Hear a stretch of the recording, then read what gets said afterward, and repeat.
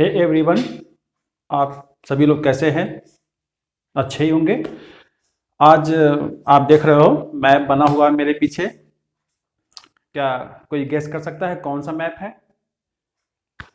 अगर ये मैंने थोड़ा बहुत मेंशन कर दिया है तो मालूम हो गया होगा। ये आपका नॉर्थ ईस्ट वाला पोर्शन है। नॉर्थ ईस्ट वाला पोर्शन है जहां पर वो 7 सिस्टर्स जो मैंने बताए थे वो इसमें आते हैं। 7 राज्य जो आते हैं, है ना। तो कह सकते हो कि ये भारत से बहुत अलग राज्य हैं, है ना। घने जंगल, गहरी गहरी खाइयां और पता नहीं कितने प्राकृतिक संसाधन। ओके, तो ये मेरा टॉपिक जो है आंग्ल बर्मा युद्ध। ओके, आंग्ल बर्मा युद्ध से रिलेटेड है। आंग्ल बर्मा युद्ध। ओके, आंग्ल बर्मा युद्ध को लेकर के ये मेरा टॉपिक है। आंग्ल माने अंग्रेज, बर्मा माने जो वर्तमान में म्यांमार देश है। ये उसका एक पुराना नाम है। मतलब कि म्यांमार का पुराना नाम क्या है? बर्मा। ओके, बर्मा आपके ये जो हिंदुस्तान है, ये हिंदुस्तान के पूरब में पड़ता है, ईस्ट में। अगर किसी को मैप अच्छे से याद होगा तो उनको मालूम होगा कि किस साइड में है ना। तो ये भारत का उत्तर पूर्वी सब राज्य है यहाँ पर जो आते हैं, है ना। और भारत के ठीक पूरब में कौन सा देश है? बर्मा। ओके, जिसको हम वर्तमान का नाम मैं लिख रहा हूं उसमें ताकि आप लोगों को आसानी रहे। म्यांमार। ओके, म्यांमार, जिसकी कैपिटल क्या है? सभी लोग को मालूम है, यंगून है।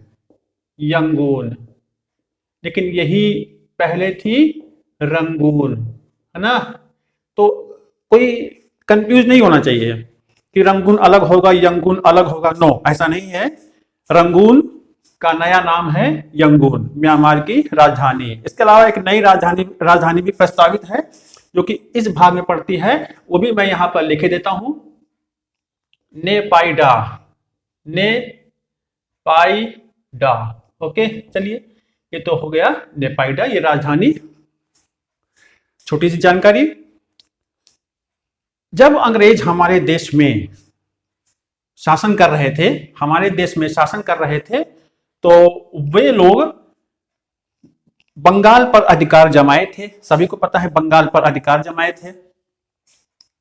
प्लासी के युद्ध, बक्सर के युद्ध को जीतने के बाद इन लोगों ने बंगाल पर अधिकार भी कर लिया था, है ना। पूरी तरीके से बंगाल एक बड़ा प्रांत था, व्यापारिक केंद्र भी था। या ये बंगाली खाड़ी है, आप लोग देख सकते हो, मैं यहाँ पर मेंशन किए देता हूं आप लोगों के लिए। ये है बंगाल की खाड़ी, बे ऑफ बंगाल, सभी को पता है। ओके, जहां पर सुंदरबन का डेल्टा भी है वेस्ट बंगाल में। और आपका ये रहा बांग्लादेश। ओके, पूर्वी बंगाल या पूर्वी पाकिस्तान, है ना। 1971 की लड़ाई के बाद ये बांग्लादेश के रूप में इसका उदय हुआ। बांग्लादेश मुक्ति संग्राम जो युद्ध हुआ था 1971 में, उसके बाद। अब हम अपने मुद्दे पर आते हैं। ओके, मुद्दा हमारा यह है कि बर्मा और भारत क्या कभी एक थे? क्या ये कभी भारत का अंग था? नो, ऐसा नहीं है। ये प्राकृतिक सीमाओं से अलग थलग पड़ा हुआ था। अंग्रेज जब बंगाल पर शासन कर रहे थे तो उनके लिए म्यांमार एक रहस्यमयी शक्तियों वाला देश कहलाता था। ओके, रहस्यमयी शक्तियों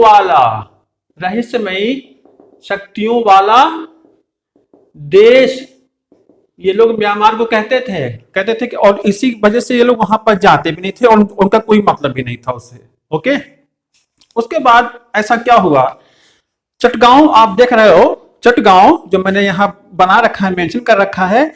चटगांव से जब ये ब्रिटिश लोग आगे बढ़े, यानी कि बंगाल की खाड़ी के पूरब में, बंगाल खाड़ी है ये ईस्ट में है, तो बंगाल की खाड़ी के पूरब में ये लोग 100 मील तक आगे बढ़ गए।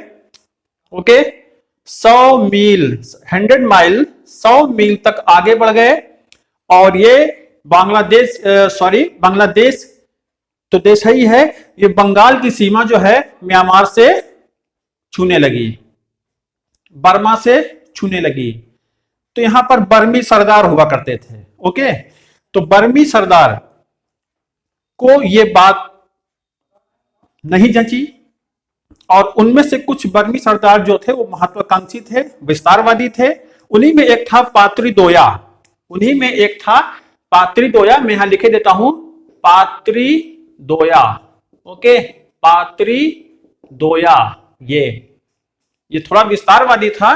तो इसने क्या किया, 1793 में 1793 में चटगांव पर अधिकार कर लिया। चटगांव पर अधिकार करने के बाद इसने भारत का जो राज्य है वर्तमान में मणिपुर, उस पर भी 1813 में अधिकार कर लिया।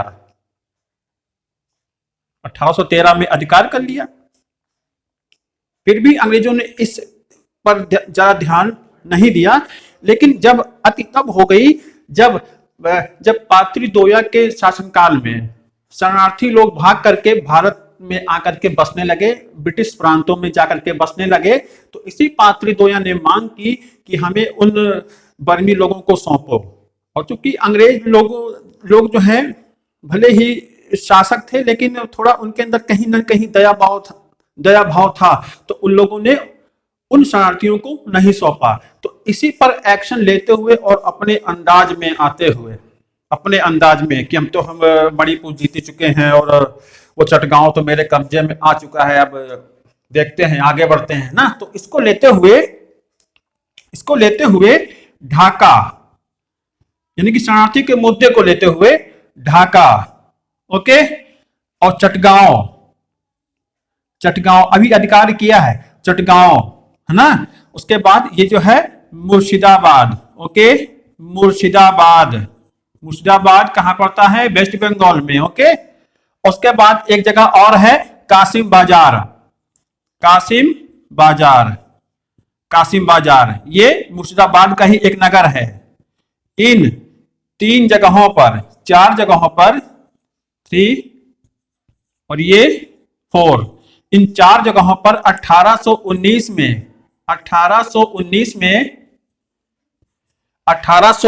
में पात्री दोया अपने अधिकार की घोषणा कर देता है और कहता है कि ये सब मेरे कब्जे में है। तो ऐसे में अंग्रेजों के कान खड़े हो जाते हैं। उनको शंका हो जाती है कि अब ये जो म्यांमार, जो बर्मा है, अब तो ये अति कर रहा है।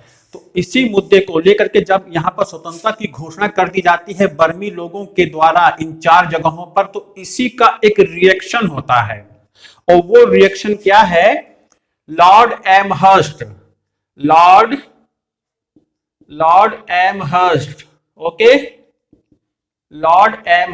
जो कि भारत के तत्कालीन क्या थे, गवर्नर जनरल थे। ओके, कब से कब तक थे मैं ये लिखे देता हूं, 1823 से 1828 तक ये भारत के गवर्नर जनरल थे। ओके,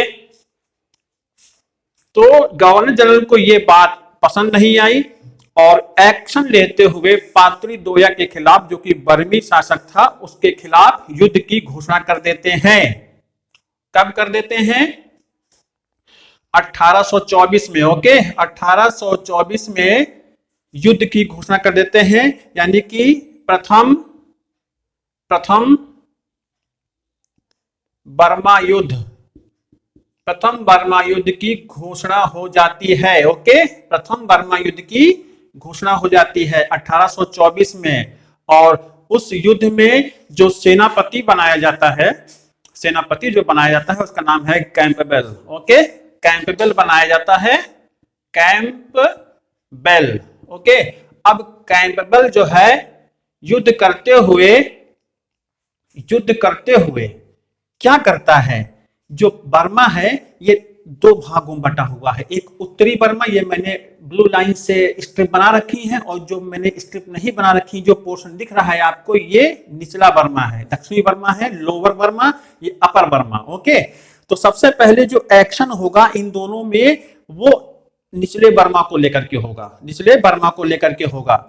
तो कैंपबेल युद्ध करते हैं, 1824 में प्रथम बर्मा युद्ध शुरू होता है और 1826 में जाकर के युद्ध खत्म हो जाता है। ओके, युद्ध खत्म होता है। उसके बाद क्या होता है, उसके बाद होता है जो आवा है, आवा, यहां पर ये आवा जो है बेटा, आवा, ये निचले बर्मा का, जो निचले बर्मा के जो राजा थे वो आवा के रहने वाले थे, और उन्हीं से ये प्रथम बर्मा युद्ध हुआ अंग्रेजों का। ओके, और इस युद्ध में आवा के राजा की पराजय होती है, और उसके बाद क्या होता है, यांडबू की संधि होती है। यांडबू की संधि होती है 24 फरवरी 1826 में यांडबू की संधि होती है। मोस्ट इंपॉर्टेंट, सभी लोग नोट आउट कर लेंगे। ओके, अब क्या होता है इस संधि में, क्या होता है, युद्ध में तो पराजय हो ही गई है, और निचला जो बर्मा है, मैं यहां लिखे देता हूं, ये लोअर बर्मा या दक्षिणी बर्मा, या ओके। फिर इसके बाद अब देखिए, अब आवा के राजा से यांडबू की संधि होती है। अब ये जो निचला बर्मा है, लोअर बर्मा है, इसकी राजधानी क्या थी, प्रोम, इसकी राजधानी थी प्रोम। निचले बर्मा की राजधानी क्या थी, प्रोम थी। ओके, सभी को कंप्लीट नॉलेज होना चाहिए। प्रोम राजधानी थी निचले बर्मा की, याद रखेंगे सब लोग। ओके, निचले बर्मा की राजधानी प्रोम थी, और प्रथम बर्मा युद्ध में प्रोम को जीत लिया जाता है, और आवा के राजा से संधि कौन सी होती है, यांडबू की संधि होती है। अब इस यांडबू की संधि में क्या होता है, इस यांडबू की संधि में क्या होता है, आपको जो अराकान दिख रहा है, और जो दिख रहा है तनासरीम, ये इन पर से जो है अपना अधिकार छोड़ देते हैं, कौन, बर्मी लोग। ओके, अराकान तनासरीम से अधिकार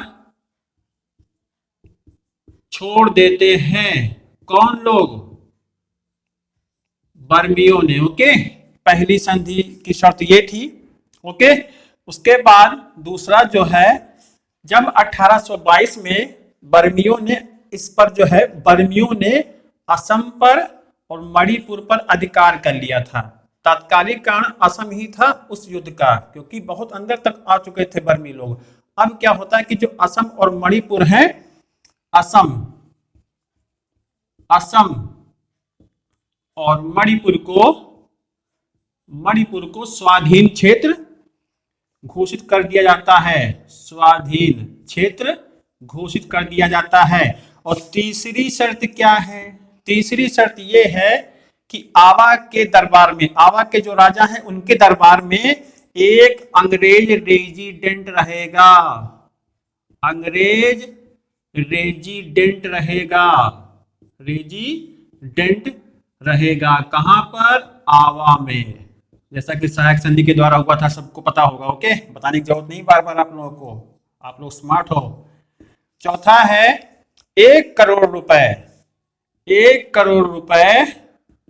करोड़ रुपए जो हैं ये युद्ध के हर जाने के रूप में बर्मा को देना पड़ा,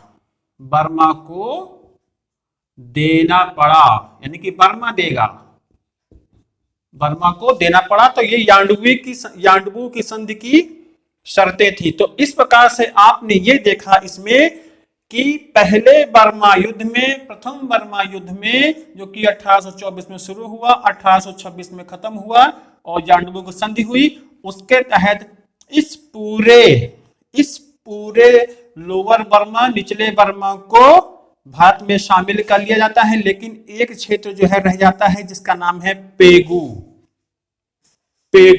ओके, अब पेगू का मुद्दा को लेकर के क्या होता है कि जब निचले बर्मा पर अधिकार हो जाता है तो यहां पर कुछ व्यापारी जो होते हैं, ब्रिटिश व्यापारी, यहां पर अपना वो व्यापार करना शुरू कर देते हैं। तो उस मुद्दे को लेकर के पेगू से अनबन हो जाती है ना। उस अनबन का फायदा उठाते हुए मैंने यहाँ लॉर्ड एमहर्स्ट लिखा है, आप लोग जरूर ध्यान देंगे।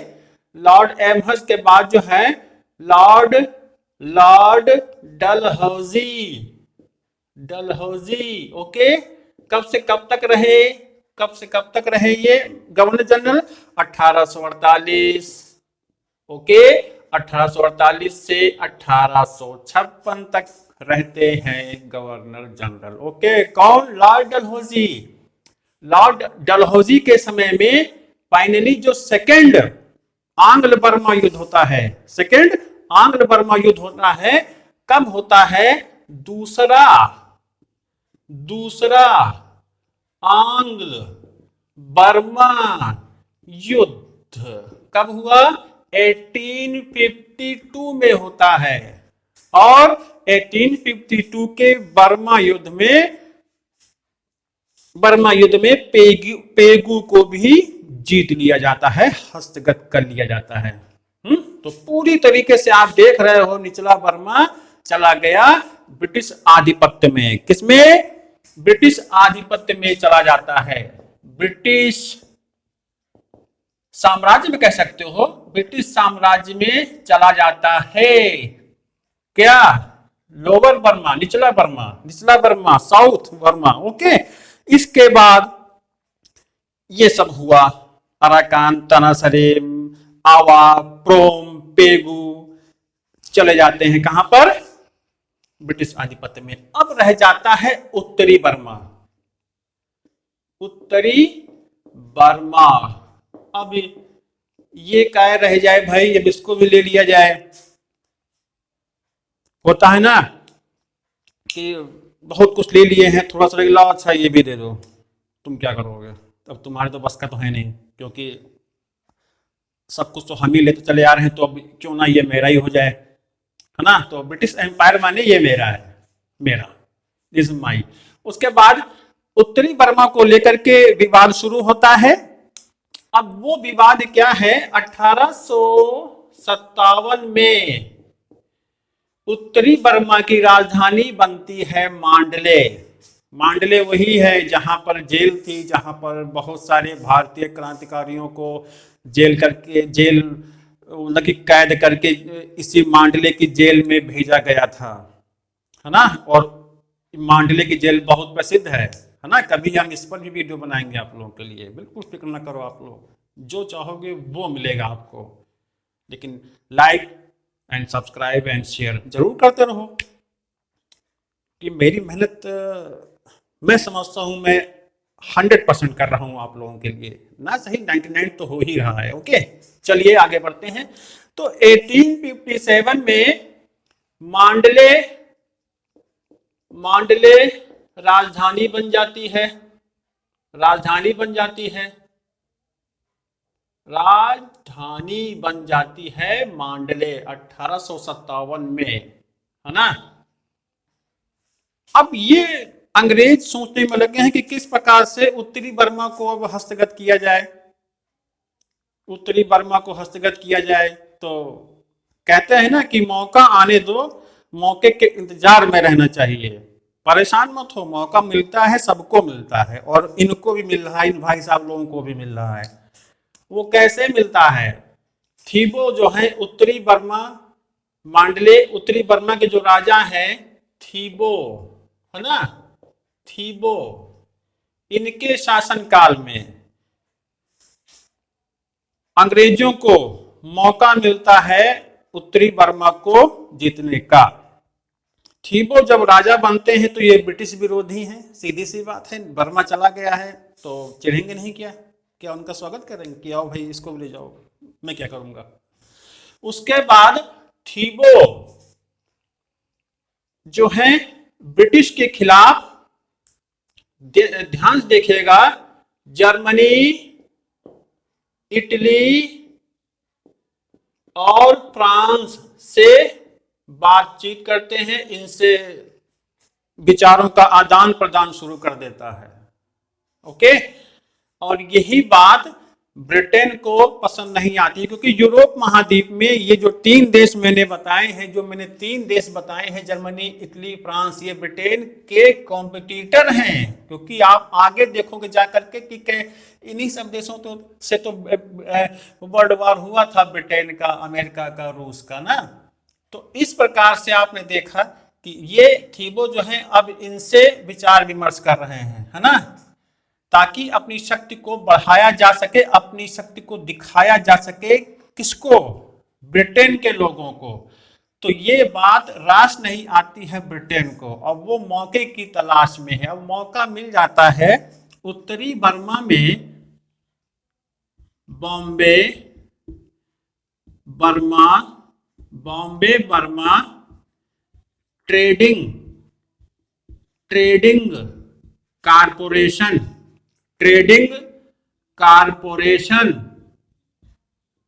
कारपोरेशन क्या है? एक कंपनी है। बॉम्बे जानते हो महाराष्ट्र में, तो इनके प्रयास, जिसको ब्रिटिश लोग चला रहे थे, ये कंपनी उत्तरी कहां पर थी? बर्मा में, उत्तरी बर्मा में थी। और इस कंपनी पर राजा थीबो ने भारी जुर्माना लगा दिया। छोटा ही बहाना बहुत होता है किसी भी चीज को करने का। ओके, चलिए भाई, इसके बाद क्या होता है? भारी जुर्माना लगाया जाता है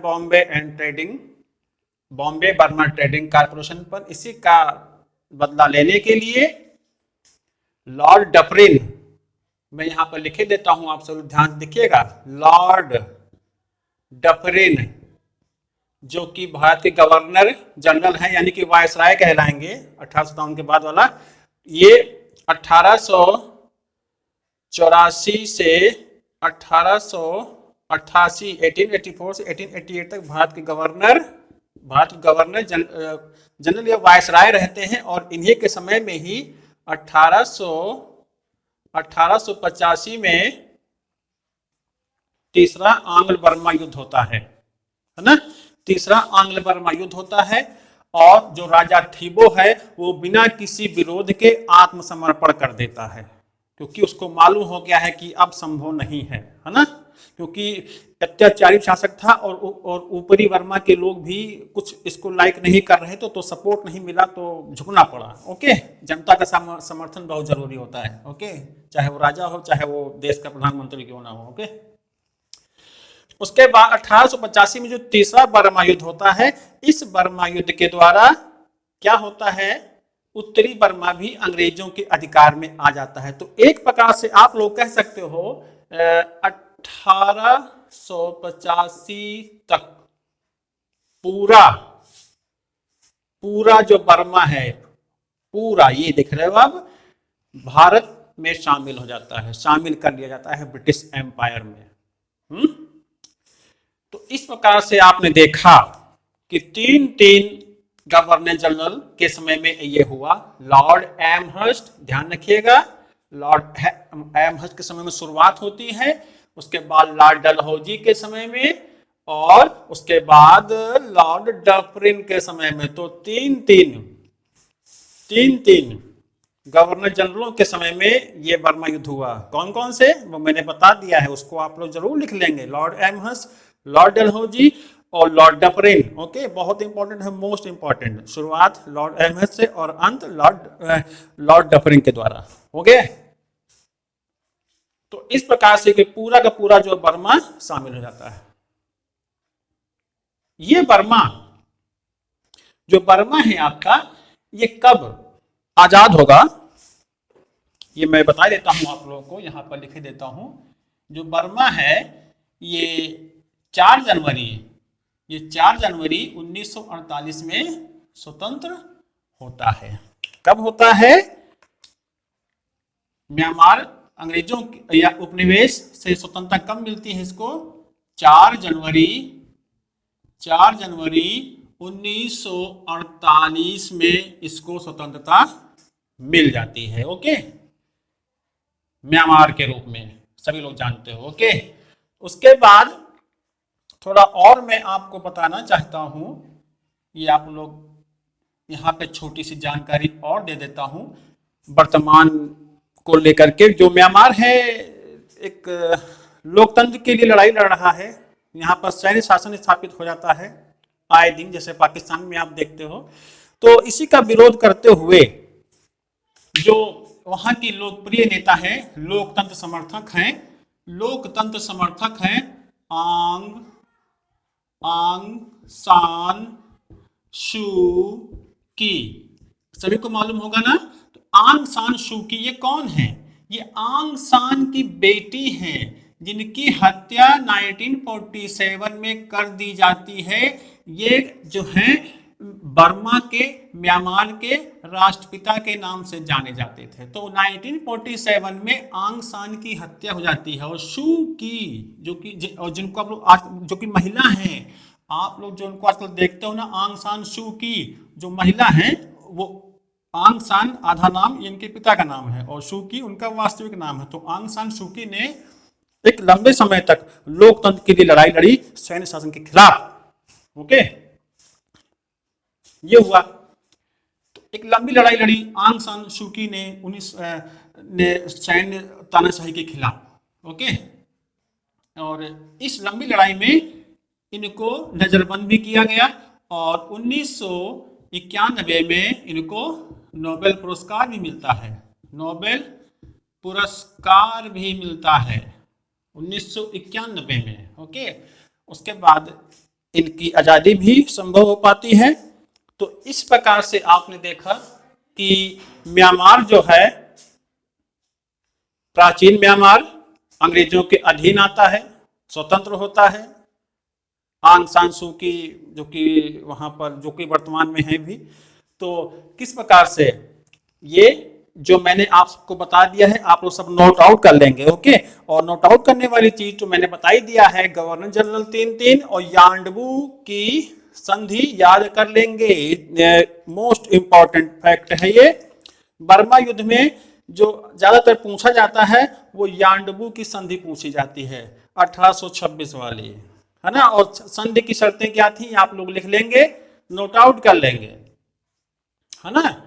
और मैप बना लेंगे और मैप बनाने के बाद इस प्रकार से उसमें लिख लेंगे ताकि आप लोगों के लिए ये आसान हो जाए। तो इस प्रकार से ये आंग्ल बर्मा युद्ध हुआ। इसके अलावा बहुत सारे युद्ध हुए हैं। आंग्ल अफगान युद्ध हुआ है, आंग्ल मराठा युद्ध हुआ है, आंग्ल मैसूर युद्ध हुए हैं। मॉडर्न हिस्ट्री में आप लोग पढ़ोगे सब, मैं खुद बताऊंगा, मैं खुद इसी तरीके से मैप लेकर के आऊंगा।